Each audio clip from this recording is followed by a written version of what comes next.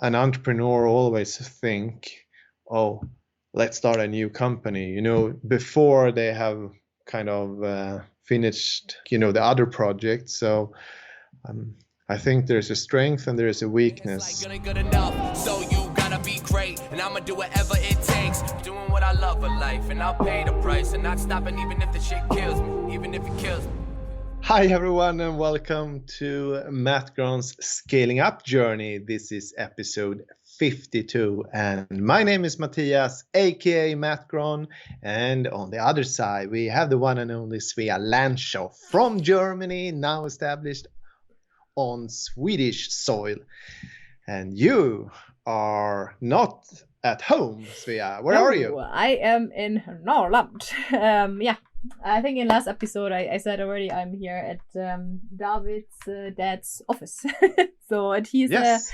a former hockey player and a hunter, so that's my setup here. I'm borrowing his office, and are you ready for our Monday questions, Mattias?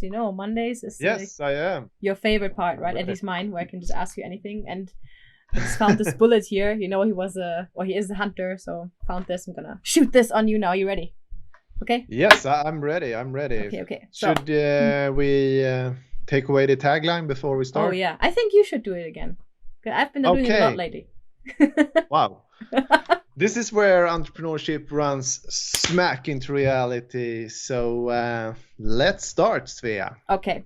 First question of today is: what do you think is your company's biggest strength right now?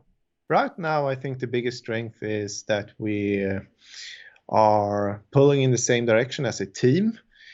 So if I look back and really see where we started a couple of years ago when we decided to really make the shift from being the old website agency and then become a HubSpot agency who helps SaaS companies to grow. And there has been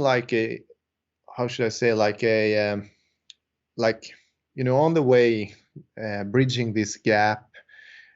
We have had maybe people that want to go in the other direction and still be the creative agency, and then we have had a couple of people that really wants to build this company, and I think today a huge strength is that everyone today are on the same page, and the vision is clear. So I can imagine that especially in the transition phase, like you just said, that it was hard to get everyone facing in the same direction, because I think maybe a lot of people also didn't know right now what they want, so they had to figure out what's the right thing for them.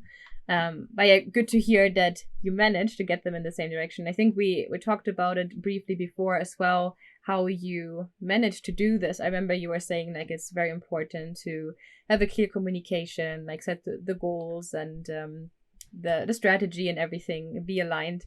Is there something I'm missing? How do you get everyone facing the same direction? I think something I have learned, and I'm doing much more today compared if I look back, is that I'm communicating the vision much more.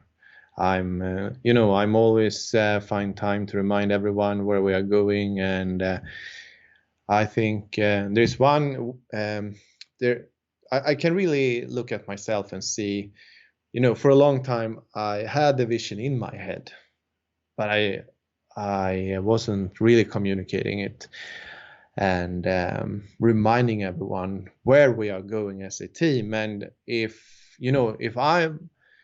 I'm not communicating, then of course people will not make their own decision. Do I want to be part of the new iGoMoon, or do I want to be part of the old iGoMoon, so to speak? Communication. Communication and communicate the vision. And it's also, definitely one of the top priorities as a CEO. That's 100% my responsibility, and I respect everyone that wants to be part of something else, and I think it's a part of the process. Yeah, basically. But good you and found it must take time. Sorry. Yeah. Good you found your team was gonna join you along this ride. Let's jump over to the second question. Talking about the team, I guess there are lots of ideas popping up here and there. How does that work at iGoMoon when someone has an idea, or where do they come from? That was a very open question, but maybe you get what I'm asking here. Yeah, ideas in the organization, right? Yeah. So the first thing that came to my mind, I think it's basically tied into the first question, because let's say I have an idea and then I mention it for you. Then you might have your perspective of the idea, and maybe you have been thinking about something for a long time, and then you add your perspective, and maybe my idea now became our idea, and it's even better, so I think I wouldn't say it there is a specific source, a specific person. I think everyone have ideas, and maybe I think it's, of course, there's always a couple of people, they have a tendency to talk more, and they are very creative, and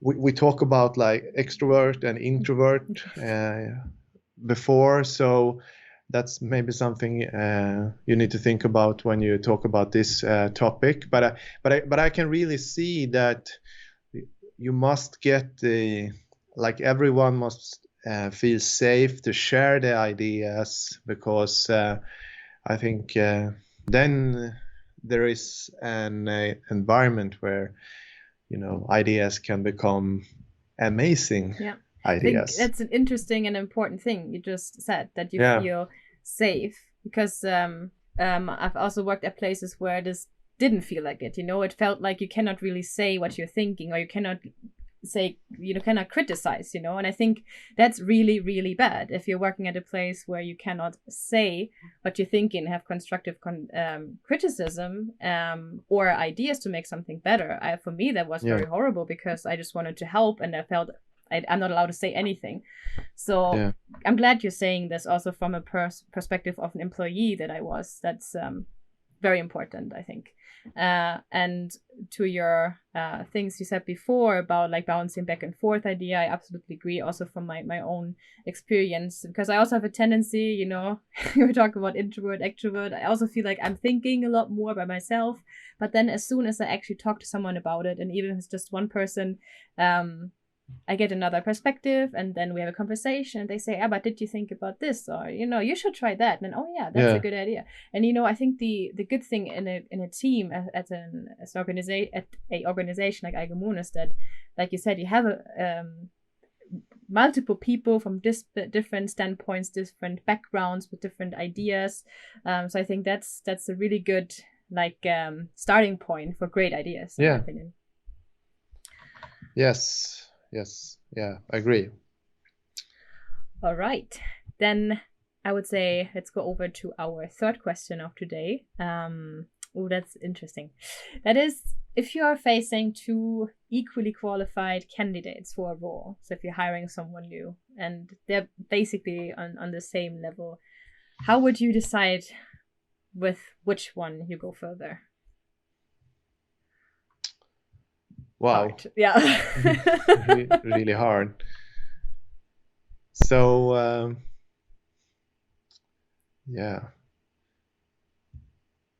I think it's very easy to answer, I follow my intuition. And but I think in these cases I'm really looking at it from a perspective who really wants the job.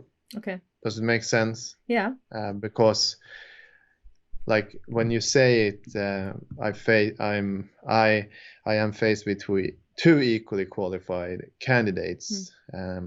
that means on paper they look kind of the same, but then I probably go back and I really look and I listen, and the goal is to understand who wants that job,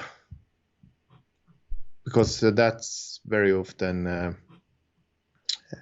I mean, it sounds probably very basic. Yeah, but I get what you mean. I think, yeah.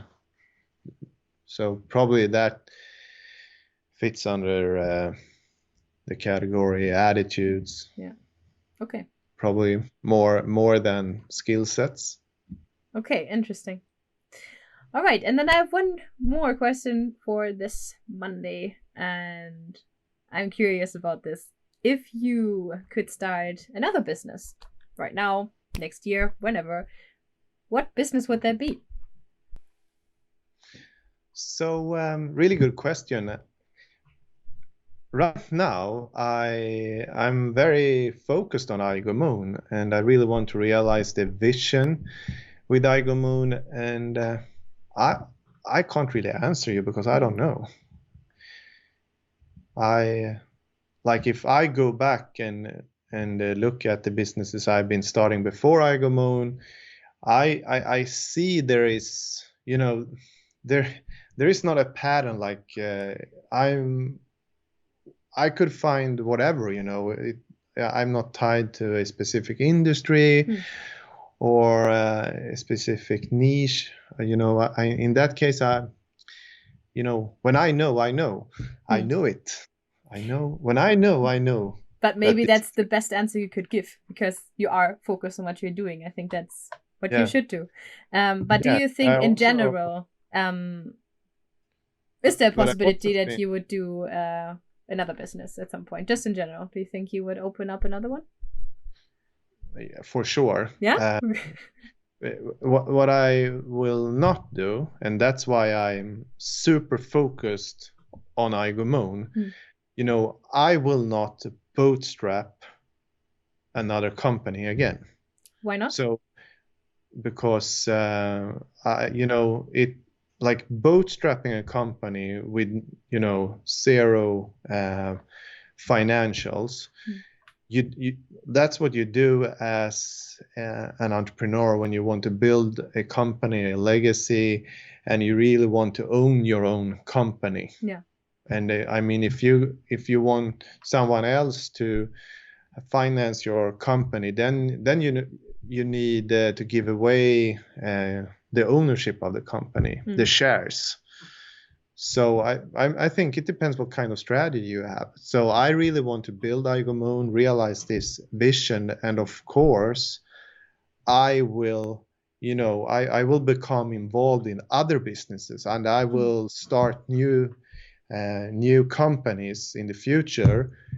But I will not be the person who is running the operative work on a daily basis as the CEO in these companies. Okay. I don't think so. Then it's more from an investing standpoint. Exciting. Yeah. I'm interested in what that's going to be. Maybe we will be along. Yeah. Let's see what happens. And I also want to say there, if I listen to my entrepreneurial friends, I see the same pattern. Like, an entrepreneur always think, oh, let's start a new company, before they have kind of finished, the other project. So I think there's a strength and there's a weakness.